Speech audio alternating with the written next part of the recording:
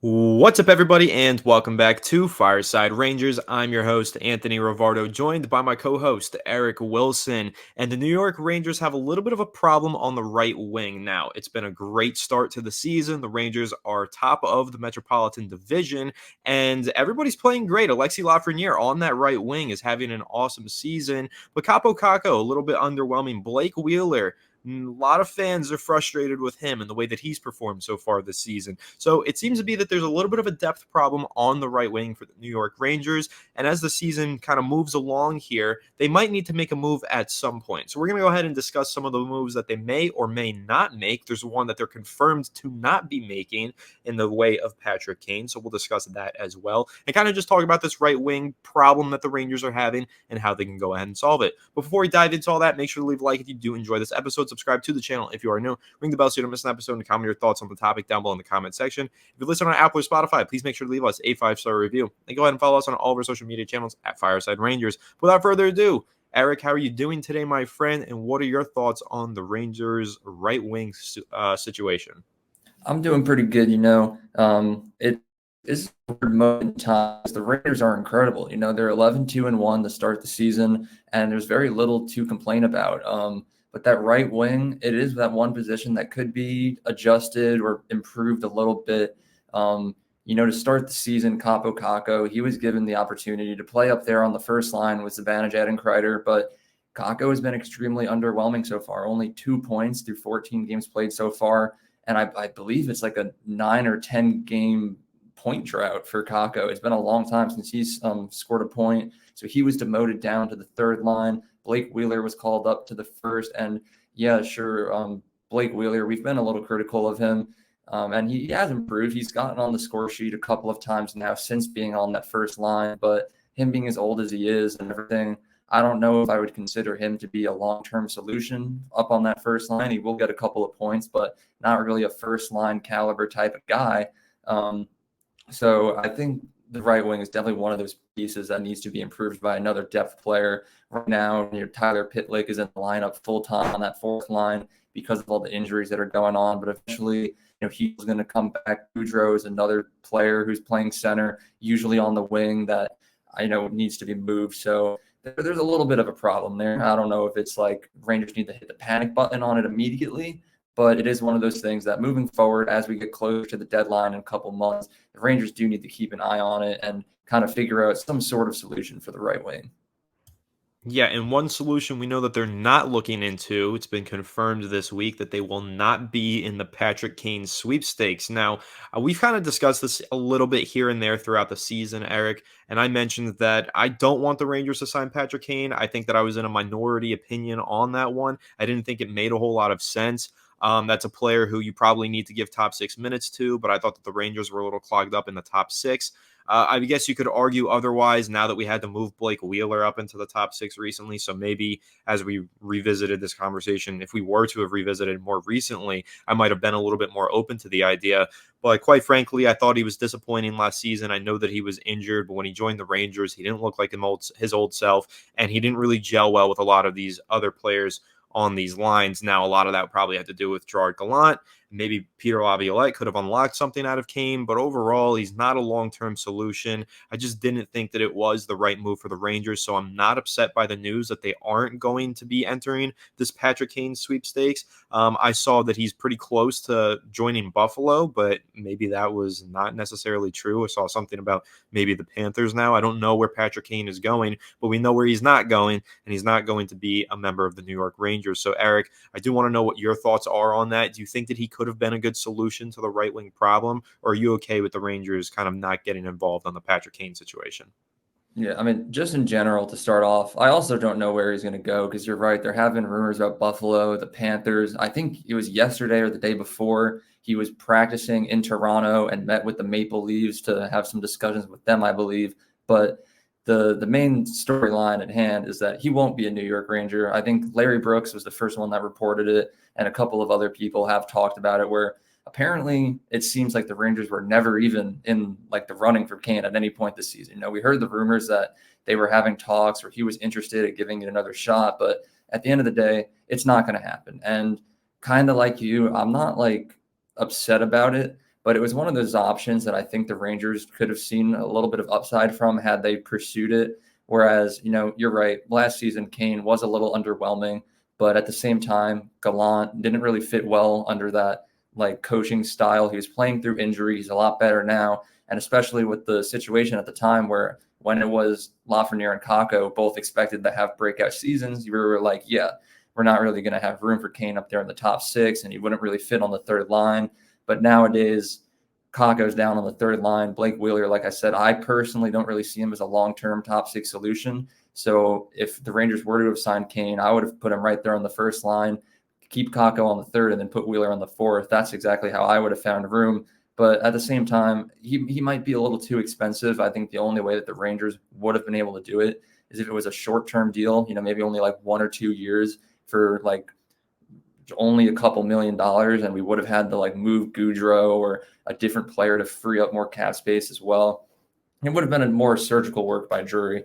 And I know that he can do it because he has done it. He did it last season and left us with like $2 and change heading into this season. But I'm not upset about it. I understand it was very high risk, high reward, kind of different than last year where we had to give up very little to get Kane. It was just keeping him around that proved to be too expensive, too risky, because what happens if he doesn't fit again? Then we're kind of just stuck with them and you can't really do much with them. So it was an option on the table. The Rangers probably made the smarter decision by leaving it be. He had a shot with the Rangers, didn't pan out how he wanted. Time for him to move on and do bigger and hopefully not better things, because I don't want to see another team succeed with him and beat us in the playoffs. Yeah, especially if he goes somewhere in the Metro. We don't want to see that happen. Don't want to see him succeed in that regard. But one of these right wing spots, or rather, I'll rephrase this question, Eric. I want to know kind of first line, second line, third line, fourth line. Where is it most important for the Rangers to improve at that right wing spot? I'm going to say it's first line for me, Blake Wheeler. Definitely not the answer. I would like to see Capo Caco get a second chance at that first line right wing spot, playing with Kreider and Zibanejad. I don't know if Laviolette plans on moving him back up there. I don't really know what Laviolette's plans are with the kids right now. I know that he was very adamant about pushing them all into the top six. Wasn't working for Capo Caco. Wasn't necessarily working out poorly for Filipino, but the injury and now the way that Vincent Trocheck has played, I think that he's going to be back down on the third line.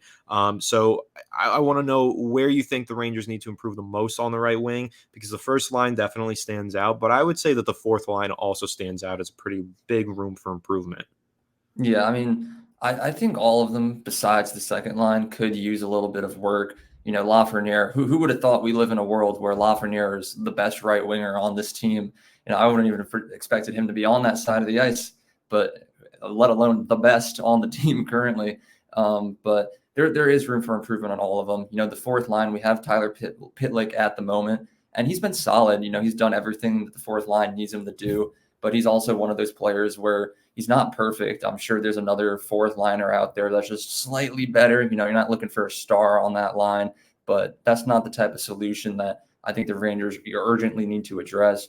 I do think it's either the first or the third line, because you look at Kakko. We're very critical of him. Only 2 points in those 14 games, but a lot of that isn't his fault. He looked solid playing up there on the first line. It's just the line as a whole really wasn't finding so much success. Mika Zibanejad only has 1 goal at even strength this entire season and only 3 points at even strength the entire season.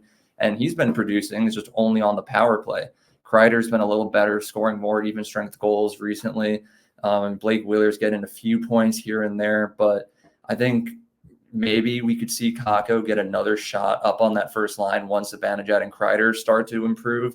I think the reason that line was broken up wasn't just to punish Kakko for bad play. It was kind of just give that line a change of scenery and switch things up to see if they can get something going. So I think it's kind of interchangeable between the first line and the third line, because no matter where Kakko or Wheeler play, something's going to be off. One line's not going to be perfect. So I'm all for putting Blake Wheeler down on the fourth line, kind of like I said earlier, and then just having an open spot up there in the top six, whether it be Kakko on the first line and then an open spot on the third line, or keep Kakko on the third, open spot on the first line. But whatever the Rangers do, it's going to need to be something cheap, something short term, just because we don't have a lot of money. So I think those two, depending on where you put Kakko, that one's going to need the most work.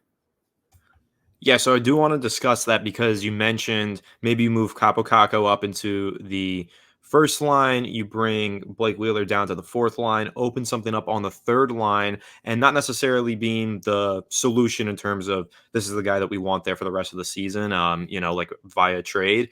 But I do wonder, and I want to hear your take on it as well.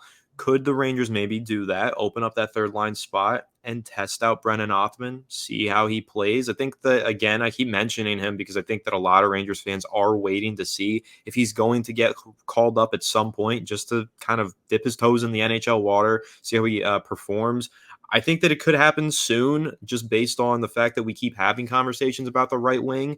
And I think that slotting him in on that third line with Will Cooley could be pretty interesting.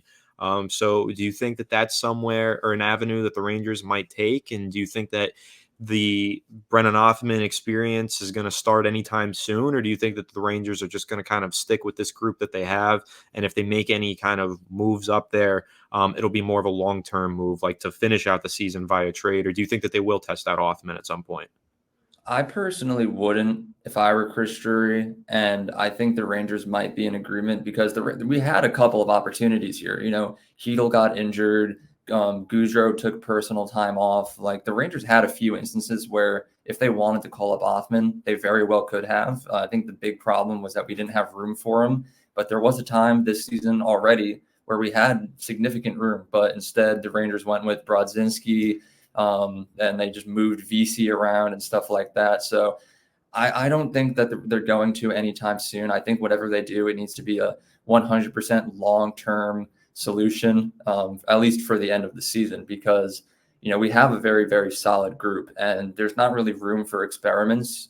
Where like Othman, yeah, he's been playing pretty well down in the AHL so far, but who knows what's going to happen if we call him up. So I would personally avoid it. I think the other problem is that Brennan Othman is a natural left winger. That's where like the whole no room thing comes into play. So kind of similarly to Lafreniere, where we were like, if we want him in the top six, he's going to have to transition to the right side. And he made it happen. He made it work. There's no guarantee that Othman will be able to do the same thing, especially someone as young as him who's still kind of just learning to find his game in the world of professional hockey. So I would stay away from it, especially considering the fact that it would most likely be a third line role, unless the Rangers decide to just insert Othman straight up onto the first line right away, because you don't want to waste potential like Othman. We saw how it affected Lafreniere and Kakko, their entire careers, starting in the bottom six, having to work their way up. It didn't work. Look what's happening now. Lafreniere finally gets consistent top six ice time, gains some confidence, and now he's one of the best forwards on the team. It's like, who would have thought? Give a first overall pick ice time, and he's going to start succeeding. And I don't want to relive that experience with Othman, where we know he has all this potential, but he's just not going to be getting it because he's not getting ice time. He's not the type of player, kind of like what we said about Patrick Kane. You're not going to put him on like a grinder, physical third line when he's meant to be like a crafty goal scorer. So I think unless it's a 100% a top six position and all the options on the trade market are too expensive, stay away from Othman, at least for this year. I think that's fair. I think that at some point, if there is some sort of an injury or anything, I'd like to see him get a chance just to kind of get that experience.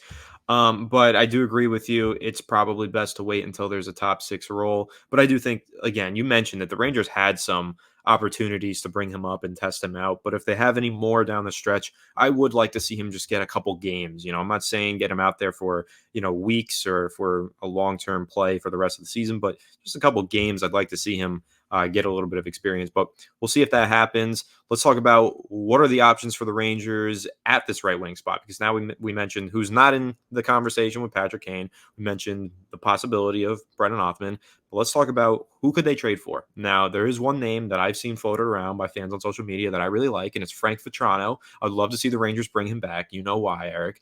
But who are some of the other names? I know that you're more well-versed on your whole NHL knowledge than I am, and you probably can throw out a few of these targets that the Rangers can maybe take a look at. So who do you think makes a lot of sense for the Rangers? It might not happen until we get over to that trade deadline all the way in March. We're a long ways out. Maybe it happens sooner, probably not. But who are you looking at eyeing around the league that could potentially be a target for the Rangers? So believe it or not, the name that I thought of coming into this episode was also Frank Vatrano. um, just because like a little reunion would be nice. He played very well for the Rangers, and he's doing really good in Anaheim this season. The only problem with him would be because he's doing so good in Anaheim, who is surprisingly a decent team this year. They might not be willing to get rid of him so easily unless the Rangers were to really like sweeten up that deal. But even if it isn't Vatrano, someone like him, like a veteran player who's not super young but not super old, doesn't come at a super high price, doesn't cost a lot of money to pay because the Rangers have their cap situation and everything going on. Just someone like that who can be in the top six and score a lot of points, but contributes more than just that. But I think the good thing is, out of all of this problem, is that the Rangers are realizing it's a problem so early on in the season. Because you're right, whatever we do, and if like Patrick Kane, if he were the solution, that would have been solved sometime this month or next month. But it's not going to be Kane, so the Rangers have time. The trade deadline isn't going to be until like March, probably. I think it's going to be early March. So, and it's only November right now, mid-November. So the Rangers can look around the league. They can tweak things. We talk about potentially waiting for Zibanejad and Kreider to heat up at even strength and put Kako back up in the top line. It's not something that we have to just hope and pray happens or just like gamble on it happening. We have time to see if it's going to play out like that. And who knows, maybe when March comes around, Kako will be playing so well and Wheeler will really heat things up and prove me wrong that he is actually maybe a long-term solution at the right wing. So the main thing is, though, just if it's not going to be Vatrano, which I think there is a chance that it very well could be if the Rangers can come up with a decent package, someone like him. I don't have any like specific names in mind, but similar play style, similar cost, and I think that's exactly what the Rangers could use. All right, so I'll throw one more name out there for you that I've seen a lot of Rangers fans talk about, saying they want this reunion as well to happen. What do you think about Tarasenko? The idea of bringing him back, trying to plug him onto that first line. Again, I've seen fans kind of discussing that on social media. I think it could make some sense. His contract, if you, I think it's a 1 year, 5 million, and 50% retained, 2.5. That's really just about getting rid of Goudreau, and I think you open up that space, and it might not really cost all that much to acquire Vladimir Tarasenko. So I'm not sure, how realistic it is, but it is something that there's a little bit of buzz about it. So what would you think of that idea of bringing back Tarasenko? I know the Rangers traded for him at last deadline. We thought that was going to be the big splash move. Then they went for Kane. But of those two, I thought Tarasenko was the better performer, more consistent, was more impactful in the postseason in my eyes. And I would really enjoy to see. I know we talked about Vatrano. I'd enjoy to see him back. I would also enjoy to see Vatrano, or not Vatrano, Tarasenko come back as well. So, kind of, how are you feeling about the idea of bringing back Tarasenko? I wouldn't be opposed to it. At the beginning of the season, if you would have asked me, I would have probably said definitely not because Ottawa wouldn't want to give him up. They're a good young team who I think entering the season had the potential to be like a fringe playoff team, but as of right now, they're only 6-7, bottom of the Atlantic Division. So if that at that point, if they're still not gearing towards a playoff spot, I would say maybe they'd be willing to give him up. It's only 1 year. I don't know if they're going to be able to re-sign him. I think the price is a big thing where we would have to probably give up Goudreau or another player that makes a decent amount of money, get Ottawa to retain at least a little bit of the cash. But I think you're right. Out of Tarasenko and Kane, I think Tarasenko did look like the better acquisition overall. He was a solid player. He scored a decent amount of points and contributed more than that, unlike Kane, where he was just a point producer and didn't do anything else. But I'm not sure how I feel about all these reunions. We've tried stuff in the past. They didn't work. And I get it. It's a new coach, new system, different lines and everything. But I'm leaning towards going somewhere new, finding something that exactly fits what we're looking for. And I don't have the answer to that, what that looks like right now. I know Laviolette doesn't either, neither does Drury, but hopefully by March, the Rangers will know exactly what type of player they need. If it's going to be a first line player, a third line player, or maybe even a fourth, whatever the lines look like at that point in time. But if the Rangers were to go out and trade for Tarasenko, I would obviously be very happy. I don't want people to come back to this and be like, "You said you weren't going to want him." I'd obviously like it. Same thing with Vatrano. Even if it were Kane, I'd be happy to see Kane back, even though it's not going to happen. But I'm still leaning towards just making this perfect. Like I said, the Rangers are an elite team. They're looking like Stanley Cup favorites already, 14 games into the season, knock on wood. But so it's kind of like we're not looking to significantly improve. That's what we did last year. We were like, we have a serious problem in the top six. Let's go out and get the two best players on the market, and hopefully that works. It didn't. But we have a very, very solid team right now that has the potential to go places. And it's not like we're looking for a star to come in and shake things up. It's kind of just like a depth piece, you know, it's like filling in the little tiny cracks and holes in the lineup to just improve a little bit. You know, we don't need to panic too much. I'm sure Kako and Wheeler will start to heat things up, but I think there will be, even if it's minor, some sort of right wing trade or acquisition at some point this season. I think so too. I don't think it's going to be a major shakeup. I don't think that the Rangers are going to go balls to the walls. Chris Drury's going to work all this magic like he did at last trade deadline. I think it'll be a little bit more low key and probably a little bit more impactful because of that. I think that this is a really good Rangers team. There's a lot of chemistry here. Their top point producers are putting them up in a hurry and in an abundance. I don't think that there's much sense in kind of doing too much reshifting, maybe even breaking up any of this chemistry or altering these lines all that much. Yeah, and a good comparison that I want to make is that you look back at last season at Tyler Mott when the Rangers went and brought him back for a second time. I think out of all the deals we made last year at the deadline, the Tyler Mott one was probably the best one because, yeah, Kane and Tarasenko were helpful, but nothing really compared to the level of like impact that Mott had on that bottom six. So I think that's what the Rangers should be aiming for right now. Not a flashy move, something in the likes of Tyler Mott, but for the right side instead of the left, and just completely avoid the big splashes. Yeah, I agree with you. I think that's the right route to take. Tyler Mott was super impactful last year. I sung his praises quite a lot towards the end of that season. I think that that would be a good move, something like a Tyler Mott. But it'll be interesting to see what happens. Of course, we'll continue to update you all on all of the rumors surrounding the New York Rangers and any moves that they may or may not make. So make sure to stay tuned. Leave a like if you did enjoy this episode. Subscribe to the channel if you are new. Ring the bell so you don't miss an episode. And comment your thoughts on the topic down below in the comment section. If you listen on Apple or Spotify, please make sure to leave us a 5-star review. And go ahead and follow us on all of our social media channels at Fireside Rangers. Without further ado, we will catch you all in the next one. Have a good one, and let's go Let's go Rangers. Rangers.